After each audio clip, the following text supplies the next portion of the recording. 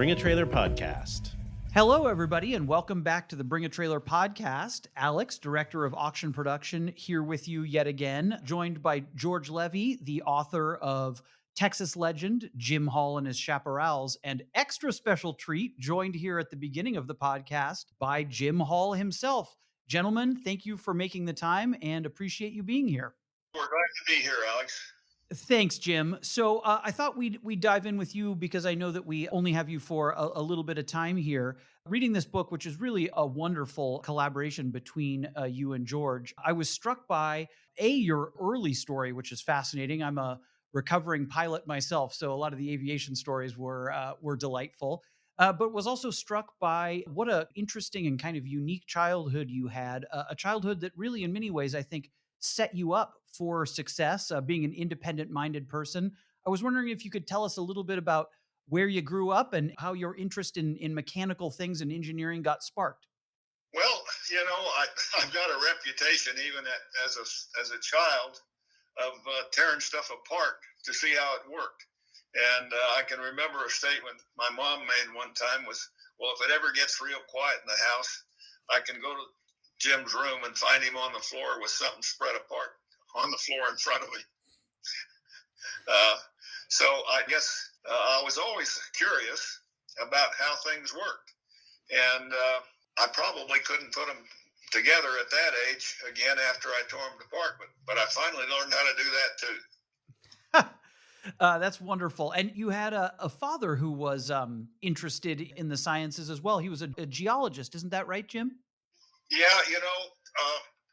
I think he was an excellent geologist. He studied geology and he worked for the major companies and worked, I think, all over the world while we were youngsters. And my mom finally moved us to Boulder, Colorado from Texas to be near his family because she needed some support around.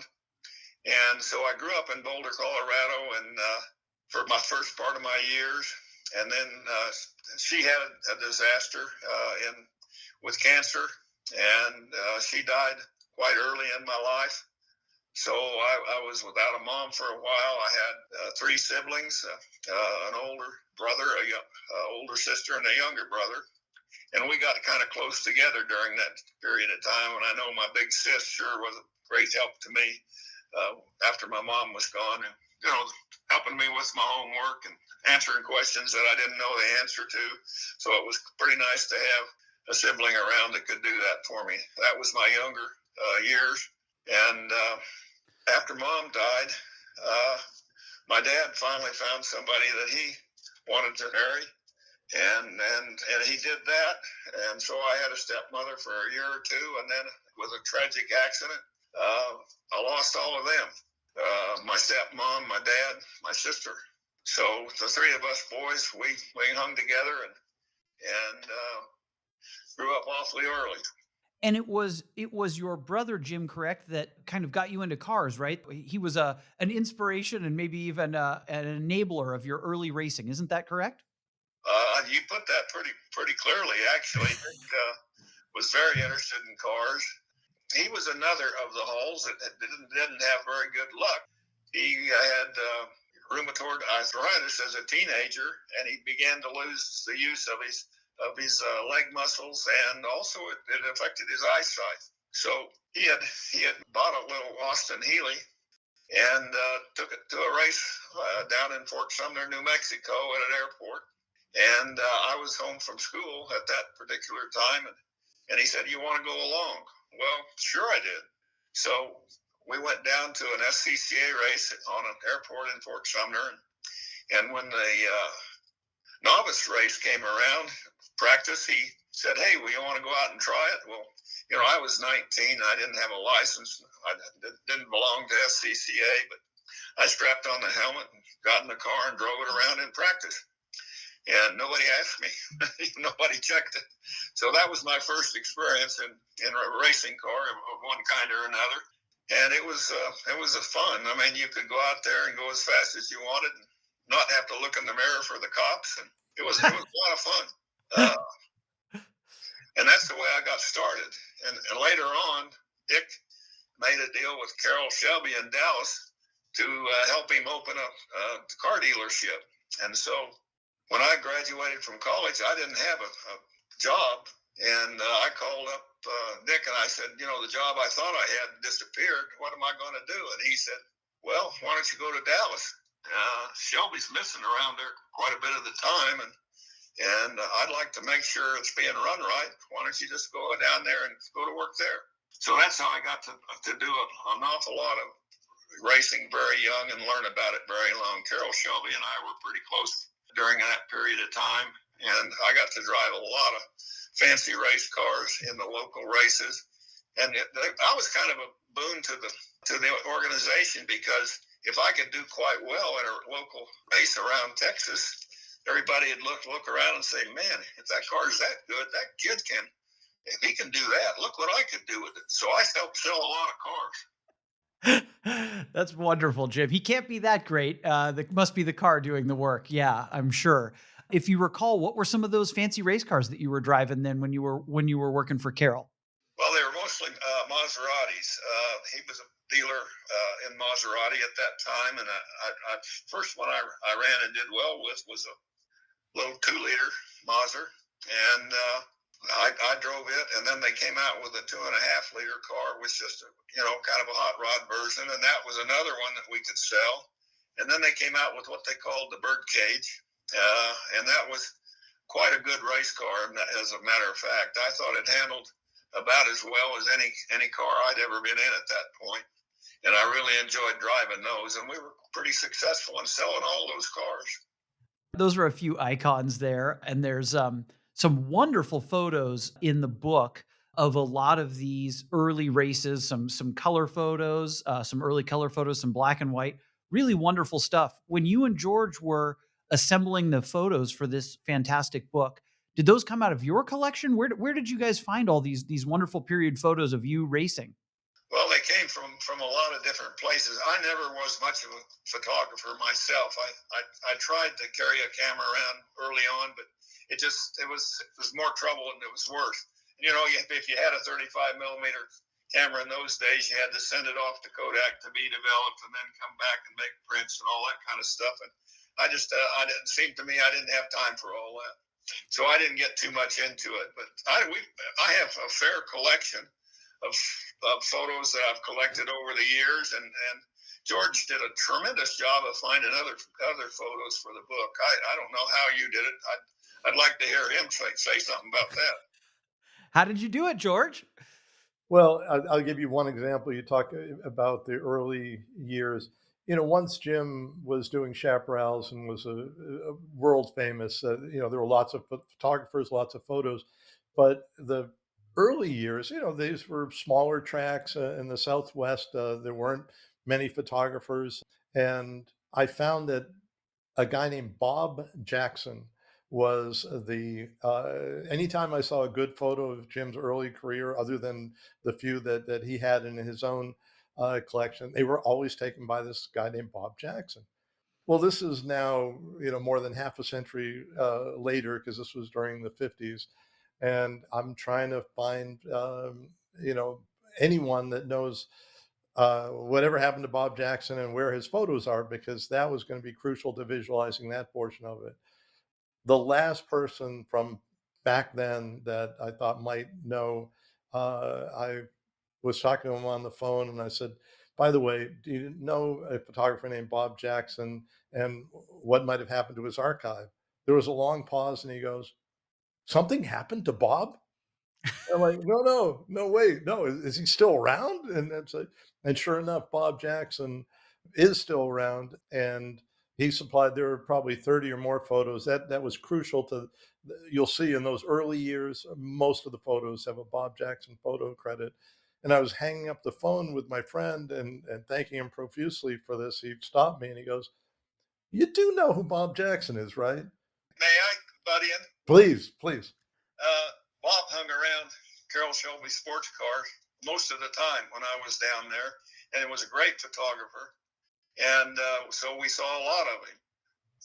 I think he might have been going to school at SMU. I'm not sure. No, that's true. But in any case, you might tell the rest of the story, or I can too, which I'm just shocked. Go ahead, Jim.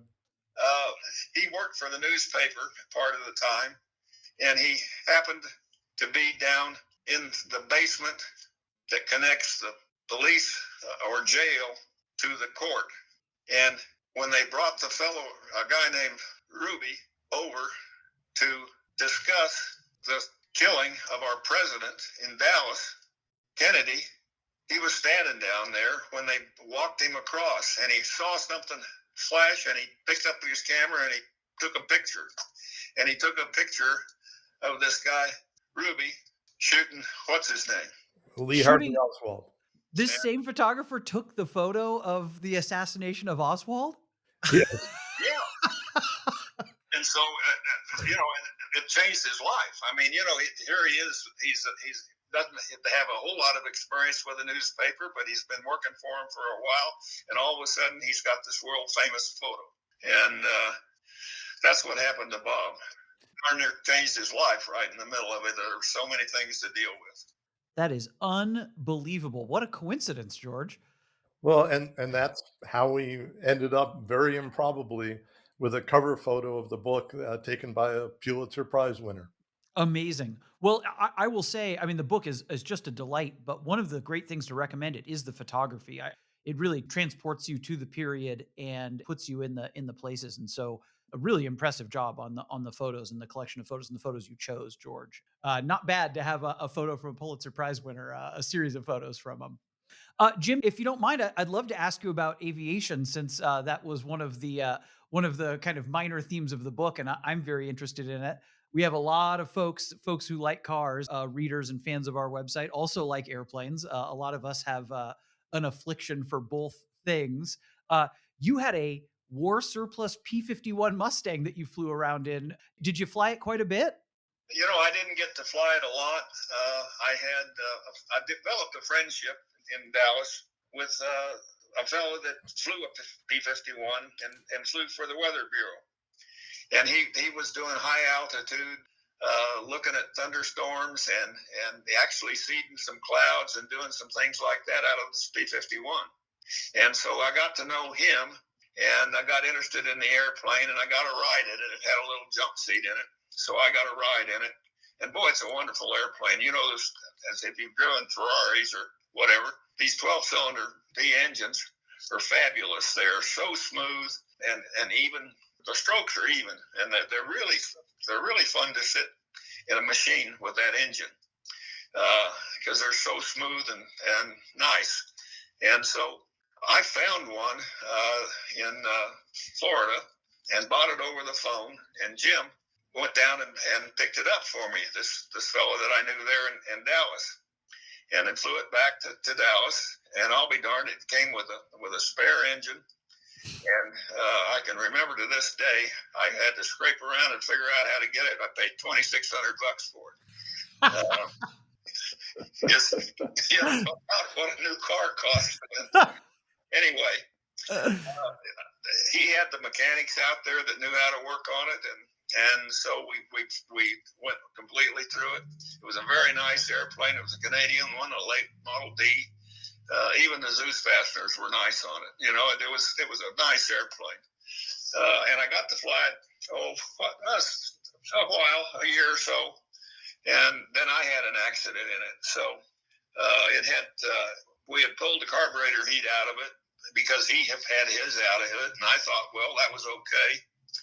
And on approach into Dallas one day when we were having kind of unusual weather, it just, I think it iced up and just stopped running. And so I had to land short of Love Field, and I landed in the backyard of a church out there and tore it up pretty good, but didn't hurt myself at all. So it was another one of those near catastrophes that turns out to be a learning experience. Well, geez, Jim, I would like to listen to stories from you all day long. If you don't mind, I'd love to ask you one last question, and then I know you've got to go, and we'll let you go. So, one of the big takeaways for me from the book is that you were a person who always had great curiosity and great interest in kind of revolutionizing things and changing things. And one of the reasons I think George brings up aviation is you were an early innovator of aerodynamics in cars. And I'm wondering if during, at your time at Caltech and when you're flying airplanes as a really young man and flying this P-51 around and then, driving some of these fantastic early sports cars, if you're already thinking in your mind about ways to incorporate aerodynamics into cars and into car racing. I would say not. Basically, I drove the cars pretty much as I received them. We made some good little modifications on some cars that we had, but my idea is to find out how things work and how to improve them. And I guess we put something. I don't know whether George said it or who said it, but we say there's always a better way. And now I felt that way about it. There's always a better way to do this. And if you look and you understand the physics of what's going on in a mechanical thing, there's usually another way that you can do it a little better. And so when I started to build a car myself, I built one that had very poor aerodynamics. I actually used as a model a car that GM and Chevrolet had built as a futures car for one of their projects. And it turned out the aerodynamics of that car were not very good. It had an awful lot of front end lift. And I knew I had to fix it because the front wheels had come off the ground at 120 miles an hour. And so I started trying to figure out how to fix it. Well, I ended up measuring the download on the car and then also looking at the aerodynamics of the pieces that were on it to try to figure out how to improve it by doing a pressure survey around it. And I learned an awful lot about the aerodynamics of that car. And when I started fixing it, it got better and better and better and better. And so the aerodynamics just became a very important part of racing cars.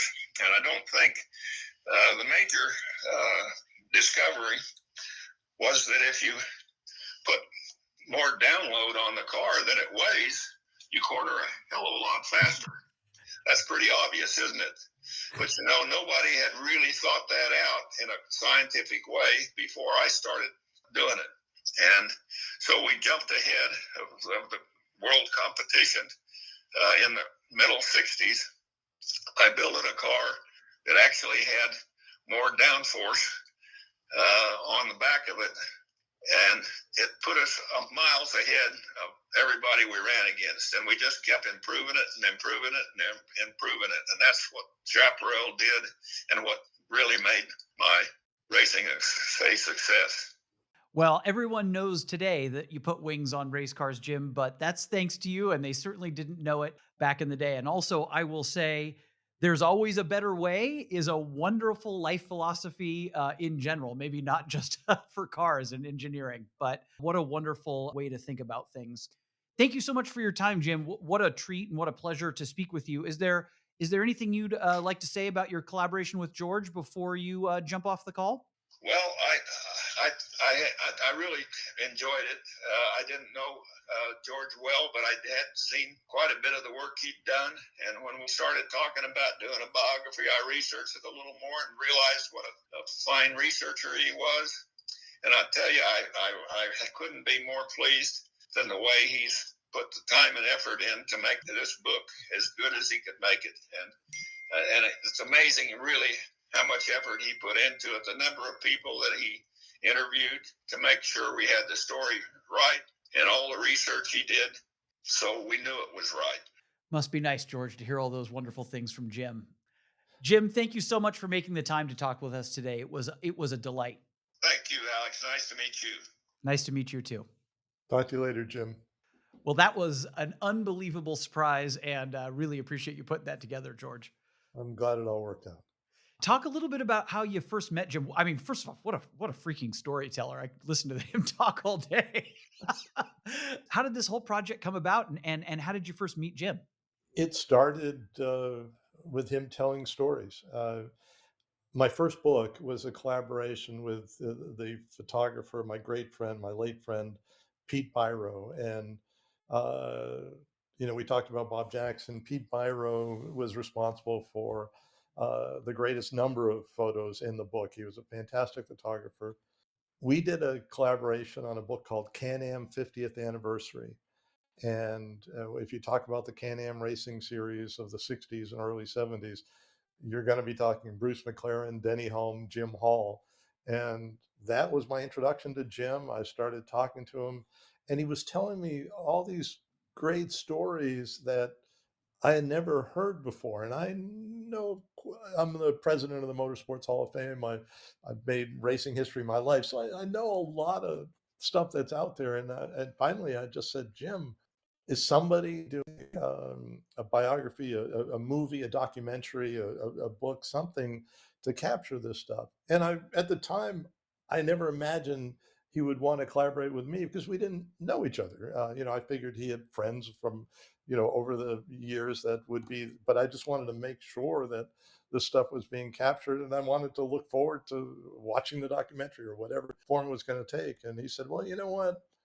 I've never been the kind of guy who talks about himself or brags on himself. So people have approached me, but I've never really felt like doing that. And that ended the conversation. But a month or two later, we were talking again for the Can-Am book, and he said, I've been thinking about what you said, and if you'd like to work on something together, let's do it.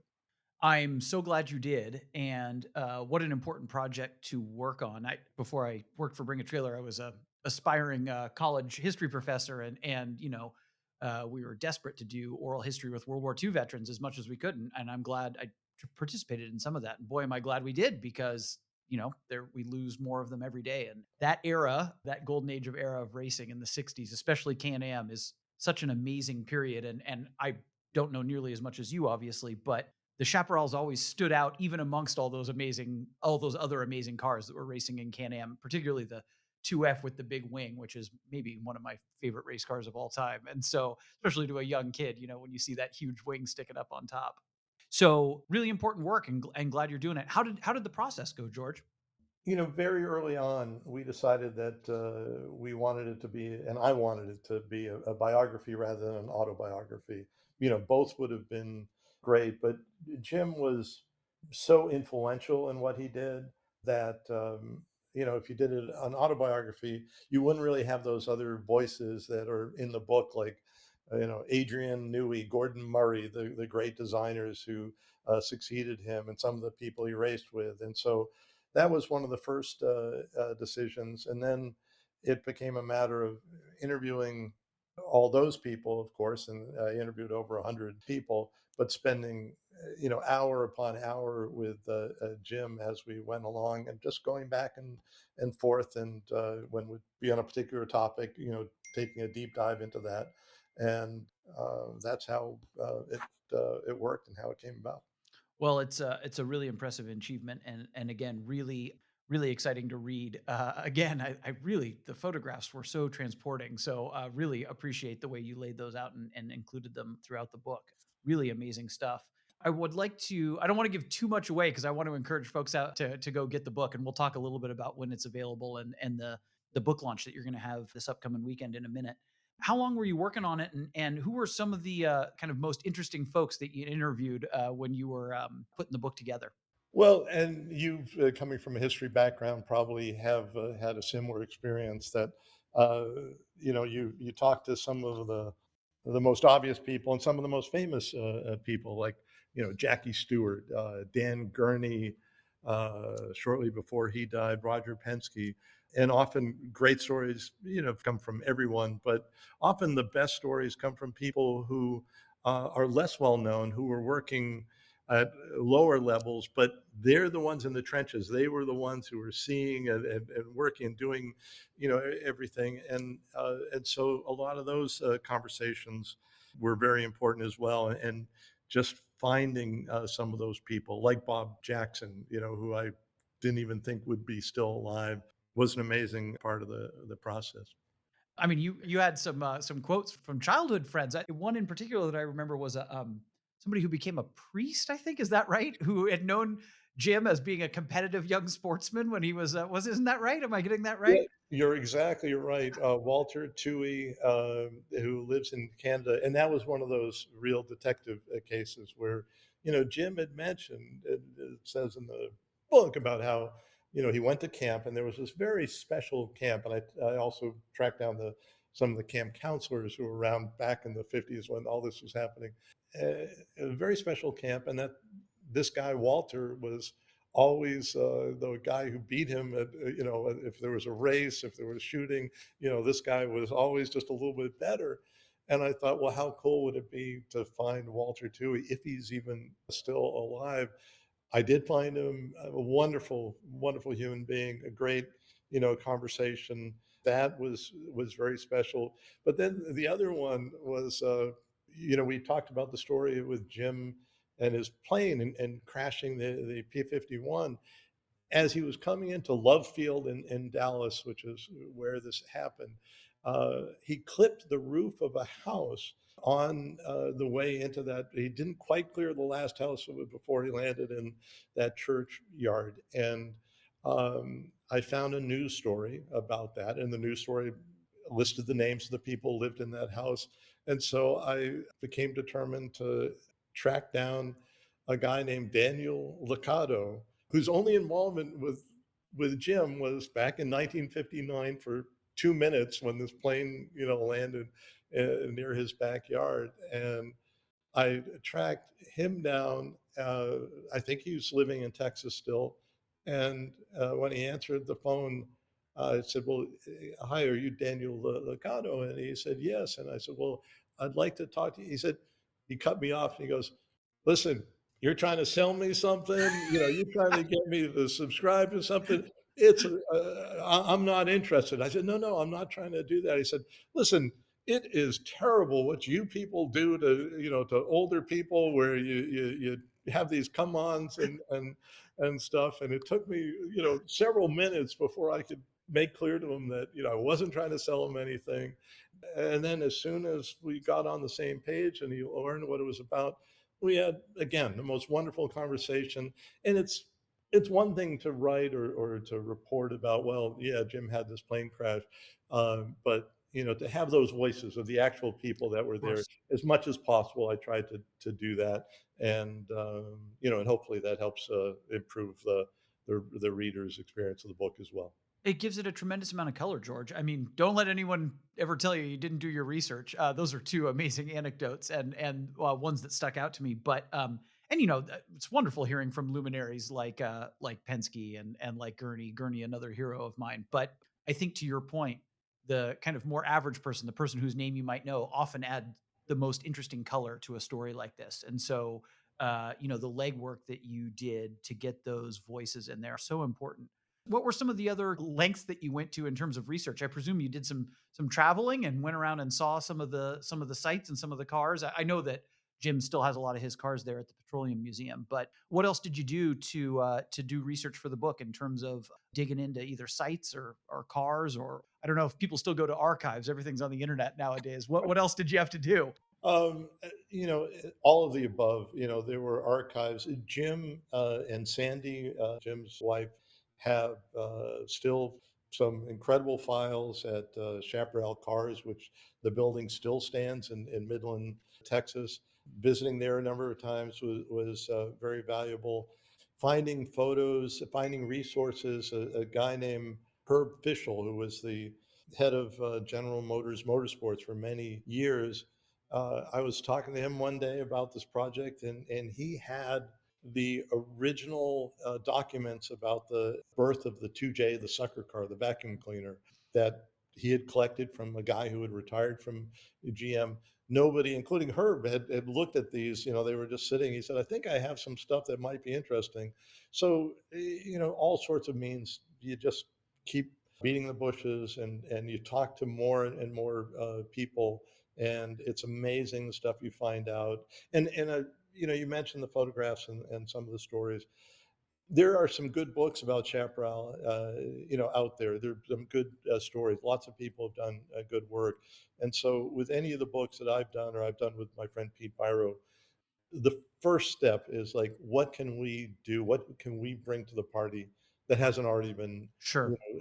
put out there, that these chaparral, the people that are going to read the book, that they don't already know, and Sure. so that sort of drove us at every step of the way.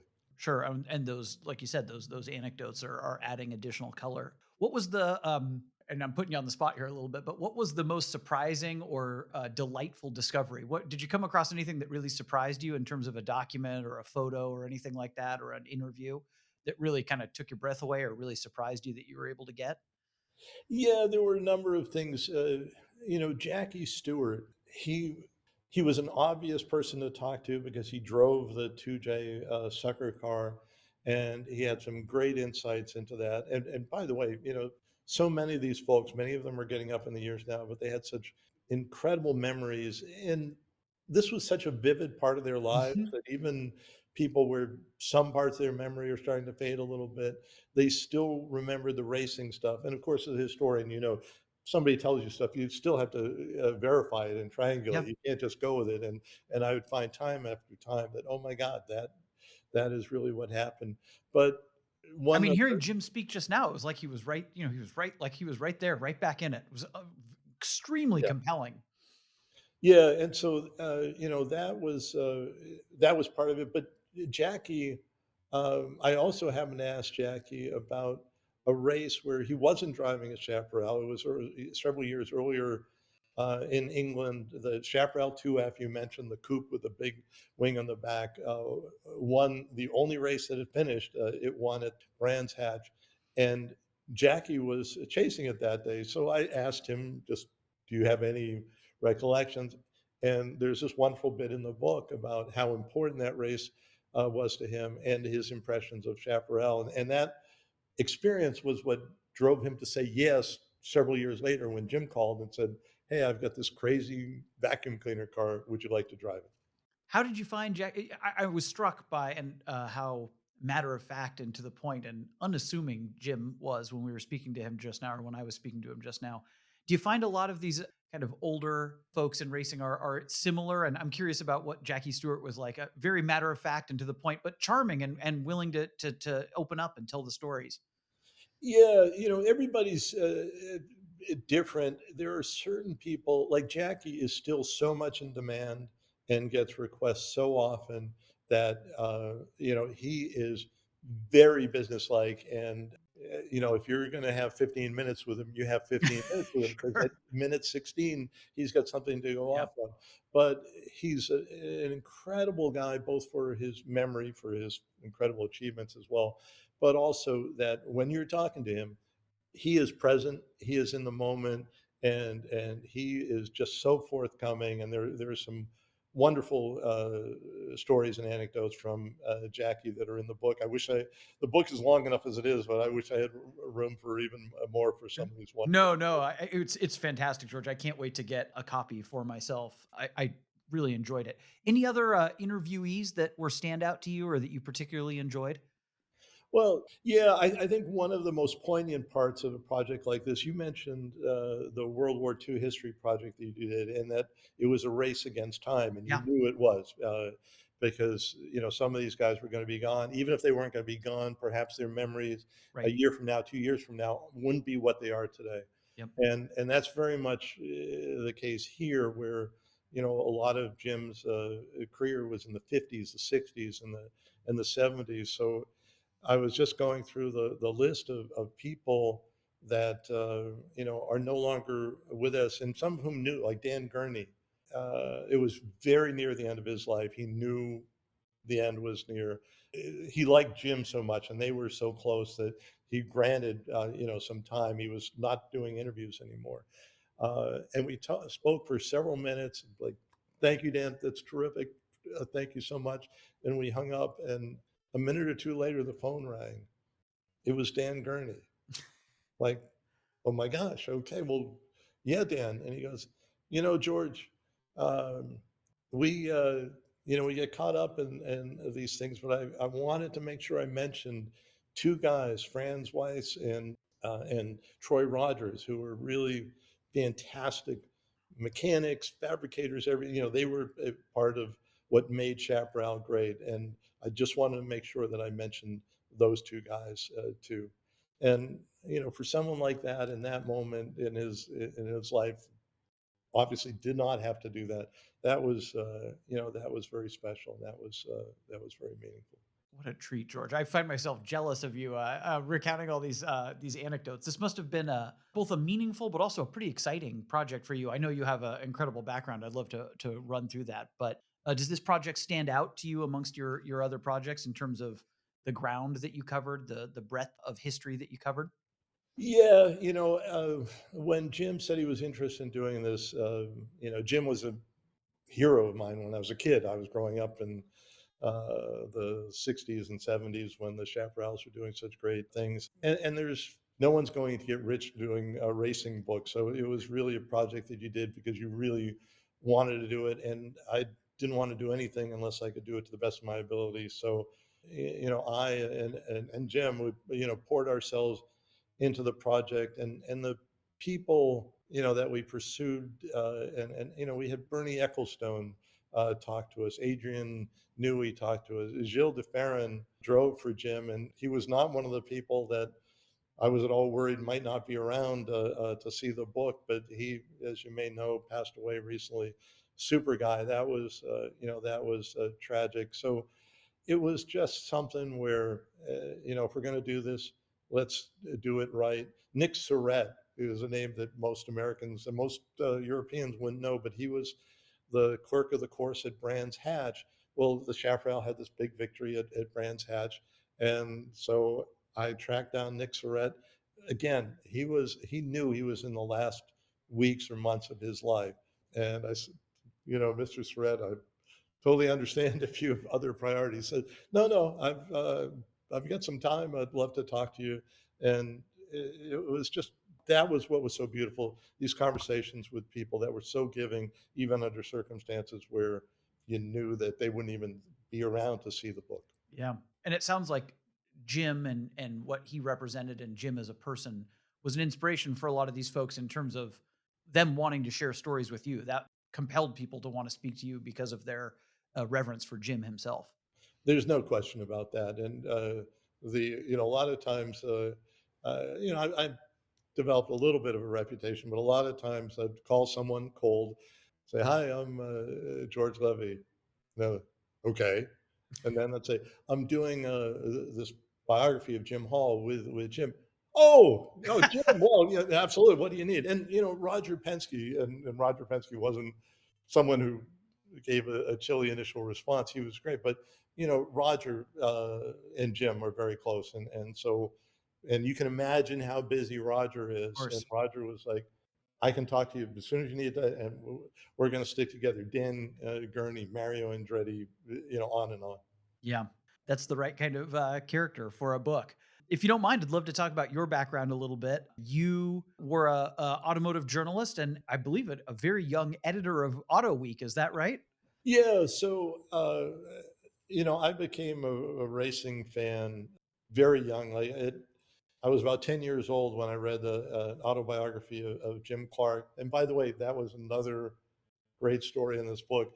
The autobiography of Jim Clark, called Jim Clark at the Wheel, was written by a close friend of Jim's named Graham Gauld, who lives in England. And I got in touch with Graham not about this book, but I was always been a fan, and so I knew someone who knew him. He was still around. He's in his 80s or 90s now. And so I was talking with Graham, and I happened to mention that I was doing this book. He said, "Oh, I've got a picture of Jim racing in Formula One." And like, well, would you care to send me that picture, and would you be willing to loan it for the book? And he said, absolutely. So that may be a more personal thing, but that was the guy who sort of started me on this path Yeah. that I didn't even know because his name wasn't listed on the autobiography. But that's the guy who kind of started me on this path. And then, uh, you know, 60 years later, to have an opportunity to have Graham be part of this book and be in this book was another one of those very special moments. Gosh, that's amazing, George. So was it racing cars that got you into cars in the first place? Yeah, I have an older brother who was into cars, and so I want, and every kid wants to be like his older brother. Yep. Like And Jim. Maybe you and Jim identified on that yeah, together. no, it's funny you mentioned that. And my brother was a lot smarter than I was, because when he got to high school, he decided that the best way to meet girls was to be a musician. So my brother Ron poured himself into music the way I poured myself into racing history, and he went on to be a keyboard player for BB King and many Wow. other great blues stars. Wow. And you did a little racing yourself, isn't that right? I did, and I did it enthusiastically and without any great, achievement. I realized that I was pretty good, and maybe if I had really decided to commit myself fully to that, maybe I had the talent to be a low level pro, but I knew I was never going to be Jim Hall or Jim Clark or Mario Andretti, and it wasn't worth it to me to go to just be there and just be carving around midfield or the back of the pack. But that did inform a lot of the way I approach writing, because it helped me understand what these guys are going through. It helped me understand the difference between the really exceptional people and the the plotters like me who are driving around mid pack. Well, I'm very familiar with mediocrity, George, but you have an amazing achievement under your belt with this book, so you have plenty to be proud of. Did you kind of, as you were racing and working in your early career as a journalist, you said Jim Hall was a hero of yours, but were you following his career? What was your knowledge and interest level in him and his career before you embarked on this project?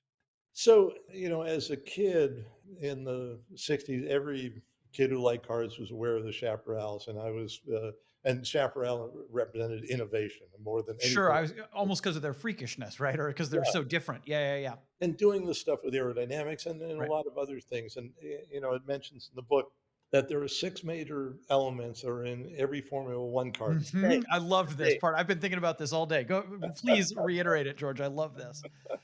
And things like wings, movable aerodynamic devices, semi-automatic transmissions, mid-mounted radiators.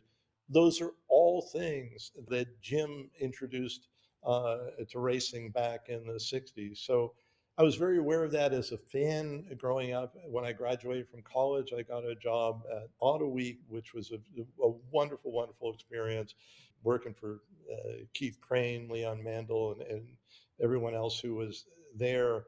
At that point, Jim was doing the Indy cars, the Chaparral 2K, and I never met him. I was aware of him, and again, it really wasn't until I did the Can-Am book with my friend Pete Biro, and it really started the other way around, where Pete said, "Well, I found someone who wants to publish my Can-Am photos," and Pete was amazing, amazing photographer, and he had shot almost all the Can-Am, and he said, "Hey, I need somebody for do words. Will you write it with me?" And that's when we reached out to people like Jim, and that's it when I met him. Had never talked to him previously. Was writing always part of the plan, George, or did that come along after interest in cars, or did you always want to be a writer? How did you end up pairing the two, writing and cars? It's funny you mentioned that. I didn't think I would be at an early age. I didn't think I would necessarily be a writer, and I didn't think I would make a career out of loving cars, because that was just my loving racing was my hobby. But over time, I was an English major in school. I loved great writing, and I finally got the courage to try and do some writing myself, and I kind of fell into it in that I got a job at Autoweek as a gopher. I was not hired as a writer. I was just a gopher, and there was no promise I would ever write. And I was there about a Which means week. what? Were you taking cars to go get gas in them? What were you doing? Uh, yeah, so we had, Autoweek at that time. We would do road tests. We would cover races. I would arrange for office supplies, whatever, go out and grab lunch, anything a gopher does. But I was very lucky because Autoweek had just moved to Detroit at that time. There were a handful of us, and we were so short staffed that my boss, who was a legendary Detroit auto industry reporter named Bob Irvin, he uh, he looked around the newsroom one day and said, "Levy, how'd you like to write something?" This was the first week because there just weren't enough bodies Yeah. there, and so I started writing for print. My first or second week, I was terrible, but I kept having to write so much so quickly, and it was going in front of the world that eventually I hopefully got a little bit good at it. Hey, kid. Wow, that's quite the origin story. Uh, it's been quite a journey since, huh, George? Indeed. So we have our audience loves race cars, loves racing history, and would certainly be very interested in this book. What do folks need to know about how to get it? And you mentioned that you're about to have a book release party. What's coming up? Are you on the press tour for this thing right now, or what's your kind of rollout for the book? Well, the thing that's coming up, I don't know how quickly this will get posted, but this Saturday, which is June 29th, at the Petroleum Museum in Midland, Texas, where there's a permanent display of all Jim's cars and all the Chaparral cars. Uh, they have what's called the Party on the Patio, the annual Chaparral Party on the Patio. It's open to the public. You can get tickets for $50. And uh, this year, we're incorporating the launch of the book into that. So you can come to the event, meet Jim. He'll regale everyone with stories. Watch one of the chaparrals be demonstrated on the access road to the museum. Have a wonderful barbecue dinner and meet some amazing people, including Bob Jackson, the photographer we Oh, talked to, wonderful. is coming to the event. So that's the 29th. If you can't be there, you can order books through the museum, including signed copies. And Oh, Jim is, he's not going to be going out to a lot of events to be doing book signings. So if people want a signed copy of the book, that would be a great way to do it. It's also already in major enthusiast bookstores around the country, and I'll be doing some book signings. Pasteiner's in Detroit is the go-to place in Detroit. I'll be doing a signing there next month. Autobooks-Aerobooks out in LA is just a fantastic place. They have the book, the Motorsports Collector in Illinois, and all of those places have it. And it will, of course, be on Amazon too. And Amazon, for some curious reason, none of us can figure out, is saying delivery won't be until early July, so another week or two. But it's already available at those other places if you can't wait. wonderful, George. What else should folks know about the book, or you, or Jim Hall? The one thing I'd like to get in here is that this project took a long time. My job situation changed where about 4 or 5 years ago, I became the president of the Motorsports Hall of Fame of America, which is based in Daytona. And uh, I first of all want to thank the Hall of Fame for allowing me the time to finish this in the few little gaps that I have in that schedule, but also part of the proceeds of this book go to benefit the Motorsports Hall of Fame of America. We're a 501c3. We try and do great things for the history of the sport, like this book. And so anyone that can and would support the Motorsports Hall of Fame or just come visit us at our museum in Daytona, would love to show them around. We've had a few folks on the podcast who have said wonderful things about the museum, so it's a topic of conversation.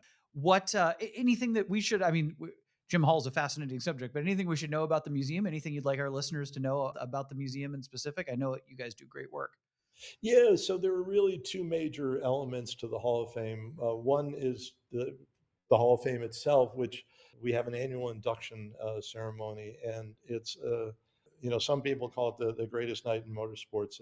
This year, for example, you had Jimmy Johnson, Scott Dixon, Mario Andretti, John Force, who was in an accident yesterday, but thankfully is recovering. All of these people were on stage presenting or receiving. Paul Newman's daughter came to represent him. So our annual induction ceremony in March is a kind of can't miss event. We also have a museum on the grounds of Daytona International Speedway. If you there are about 150,000 people a year who come to tour the Speedway, and the museum is part of that. And we will look forward to uh, hosting, anybody anytime, and they can ask for me, and I'll come and try and spend some time with them if I can. Hey, be careful what you offer, George. Somebody might take you up on that. One of the things I like to ask folks, and I don't know how often you're getting out there and still driving interesting or new cars, and maybe you drove something as part of your research for this book, but I always like to ask guests, what was the last great or interesting thing you drove? So, I used to work at a car magazine. We used to drive lots of, Right, you've done it all, I'm sure.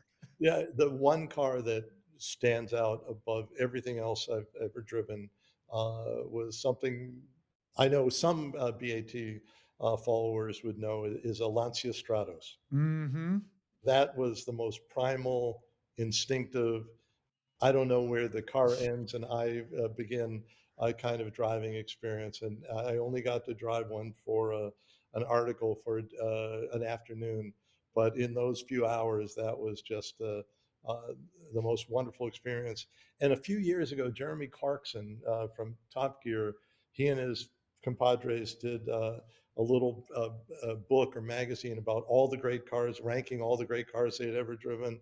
And then at the end, they listed their favorites. And by complete coincidence, Clarkson said the Lancia Stratos No kidding. was the favorite car he had ever driven. He's a pretty tall guy. They're like a phone booth inside, aren't they? Seems like he would have a hard time fitting in one. Aren't they a pretty tight fit inside? I'm 6'3", and so I would have. And no, believe it or not, the Oh, way as small as it is, I mean, they're literally, if you take the body off that car, there's nothing right. behind the rear wheels and nothing in front of the front wheels. I mean, the perfect rally car configuration, and yet there was a good amount of room in there. And part of that was because those two guys that are in there. You have the driver and the co-driver. They're huddled in there. That's what I remember helmets kind of being together. You know what I mean? The two helmets that would kind of be close together when you would see those cars in period rallying. Well, the one beautiful thing, and one of the things I most remember about this Stratos, other than the performance and the handling, of course, was that there are pockets in the door, like on both sides, like there are pockets, and that's one of the few concessions to anything having to do with the people in the car. But the pockets have this huge bulge in them, so that there's room for a helmet. So you could take off your helmet and park it in the pocket in the door beside you, in between stages of the rally. Amazing. Well, George, what a pleasure this has been. Congratulations on the book. Again, it's wonderful. I hope our listeners and members of the BAT community will seek it out and pick it up because it's well worth it. It's really, really impressive work and obviously a huge labor of love on your part. So, congratulations and thank you for that. Any parting shots on the book, on Jim Hall, on yourself, or on anything else, George? The microphone is yours. Well, the part for me was, which was amazing, because I had no idea who Bob Jackson was, and when my friend said, "You do know who Bob Jackson is, right?" Like, no, other than these Jim Hall photos. He goes, "You know that photo of Jack Ruby shooting Lee Harvey Oswald?" Yeah, that's Bob Jackson. Jeez. And 10 Amazing. minutes later, I was talking to a guy who was in the motorcade in Dallas on Friday when the assassination happened. Saw, you can look at the Warren Commission report, saw the rifle, the barrel of Oswald's rifle in the window, left Dallas that day devastated because you know, not only because of the assassination of the president, but also he knew this is probably the biggest news event of my Right. life, and I have nothing. And on Sunday, he ends up doing what was supposed to be just a perp walk shot, Yeah. and ends up taking one of the greatest photos of the 20th century, one of the greatest photos in history. Yeah.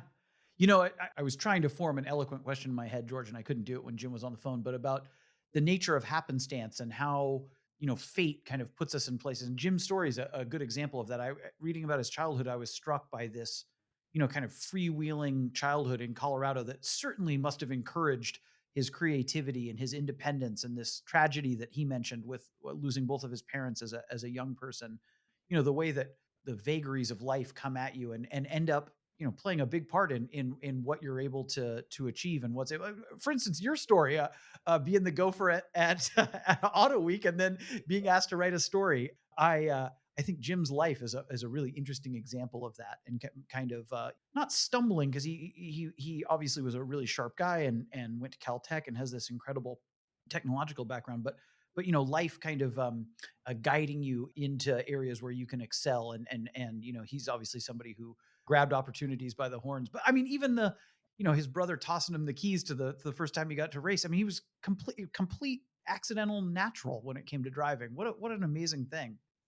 Well, and when you speak of happenstance, I mean, Dick Hall has not gotten his older brother, the one who got him involved with that stuff, has not gotten much respect or promotion in racing history. But there's a quote in the book from Carroll Shelby saying that if it wasn't for Dick Hall, that there might never have been a Carroll Shelby, and there might never Right. have been a Chaparral and a Jim Hall. And also in the book with Bobby Unser, this is one of those coincidences where you're piecing things together, where Bobby became very close with Dick Hall, and helped him through his terrible battle with rheumatoid arthritis. And when Bobby was starting out, he was working he had a little mechanic shop. He wasn't getting anywhere. He didn't have any money.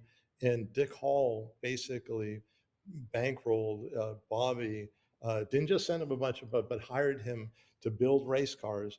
And as it says in the book, if there was no Dick Hall, then there Yeah. might never have been a Bobby Unser either. That's right.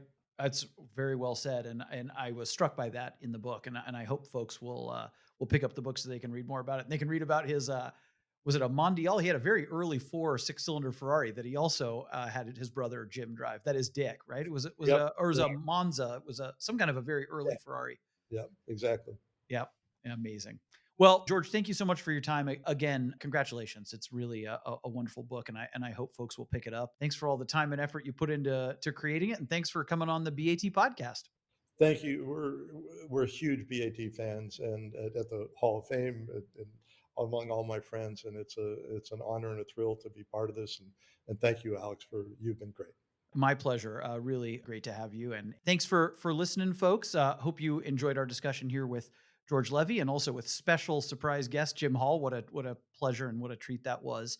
Any questions, concerns, feedback, please don't ever hesitate to reach out to podcast@bringatrailer.com, and we will catch you next time.